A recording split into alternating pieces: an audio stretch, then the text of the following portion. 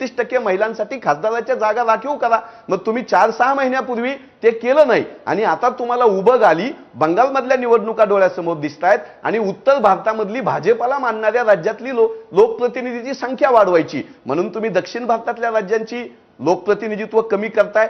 संविधानामधल्या घटनेच्या कलमाला तुम्ही नख लावताय. महिला आरक्षणाच्या आडून तुम्ही डिलिमिटेशन करून लोकशाहीचा गळा घोटताय. महिलांवर तुमचं प्रेम असतं तर बलात्काराच्या आरोपामध्ये जेलमध्ये असलेल्या गुजरातमधल्या माणसांना सोडायला भाजपानं शिफारस केली नसती.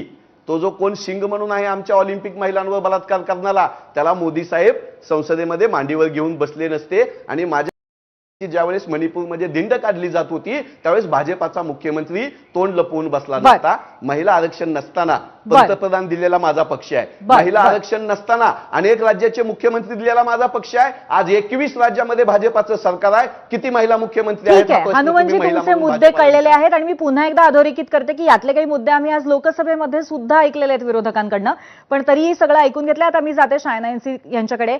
शायनाजी, काय उत्तर द्याल? तुम्हाला काय याच्यावरती कशा पद्धतीने उत्तर द्यायचंय?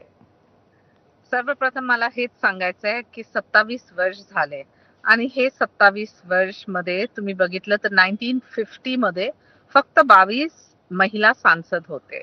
आता 2026 मध्ये किती आहे? 74, म्हणजे 13 आणि 14%. आता तुम्हाला ते तुलना करायचं आहे विधानसभा सोबत, तर असेंब्लीज मध्ये आज पूर्ण देशमध्ये 390 MLAs आहे आणि ते आहे 4123 आहे पूर्ण देशमध्ये. तर नाही, पण शायनाजी, तरी तुम्हाला पण मी इंटरप्ट करते कारण मुद्दा असा आहे ना की हे सगळे महिला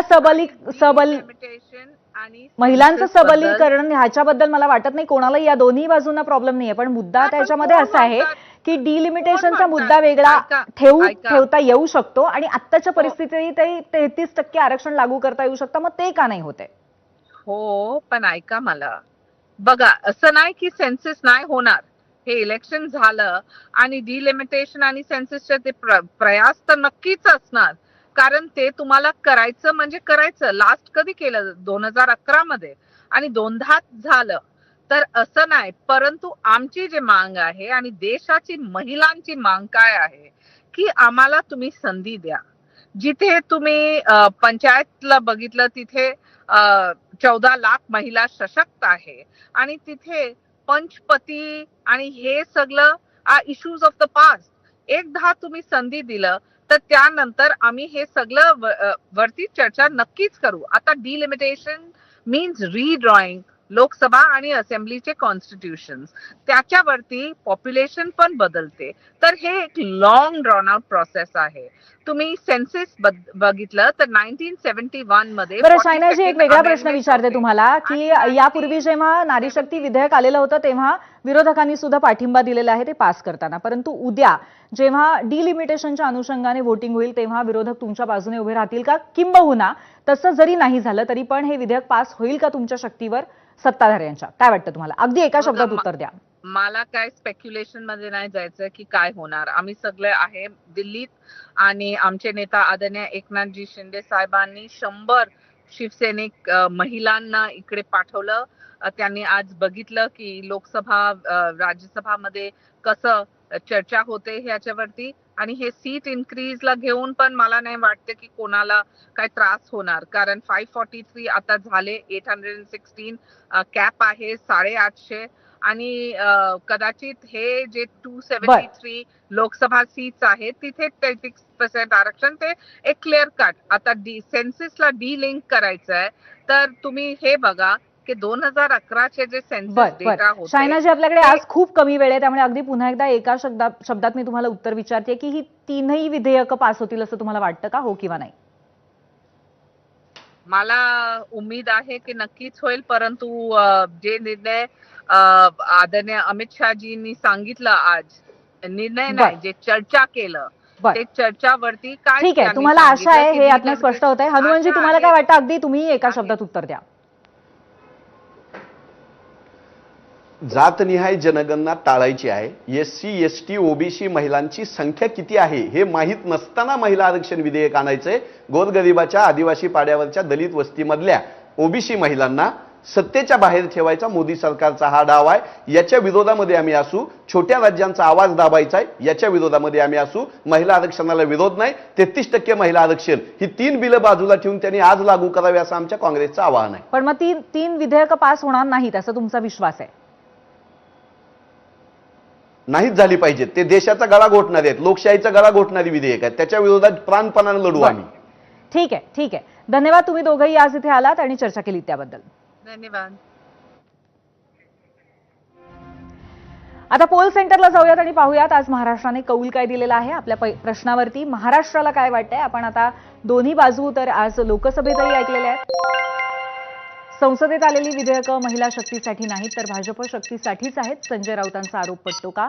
75% लोक म्हणतायत की हो, 25% लोक म्हणतायत नाही.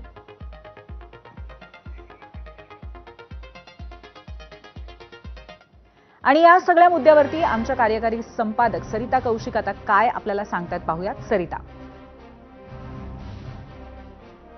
धन्यवाद पूर्वी. महिला आरक्षण डिलिमिटेशन, जनतेच्या मनात उत्तरांपेक्षा प्रश्नच जास्त आहेत. या दोन्ही विषयांना घेऊन धुकच आहे.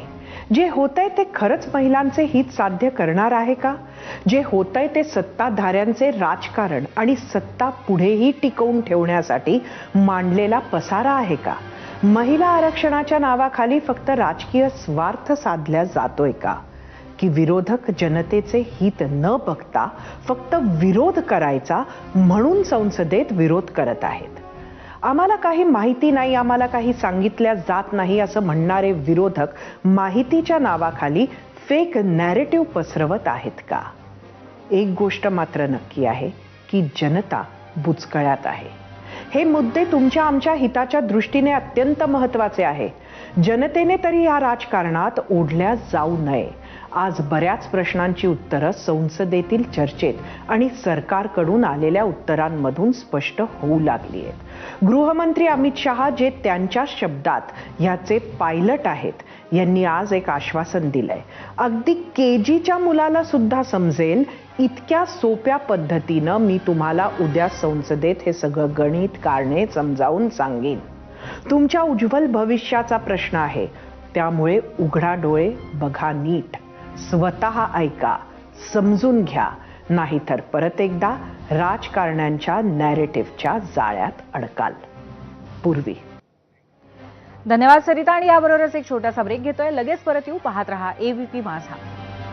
पैनासोनिक AC, इंडिया का नया कैप्टन कूल, जिसकी एडवांस डस्ट बस्टर टेक्नोलॉजी करती है आउटडोर यूनिट को ऑटो क्लीन, मतलब स्ट्रॉन्ग कूलिंग और लंबी लाइफ. Panasonic. सबको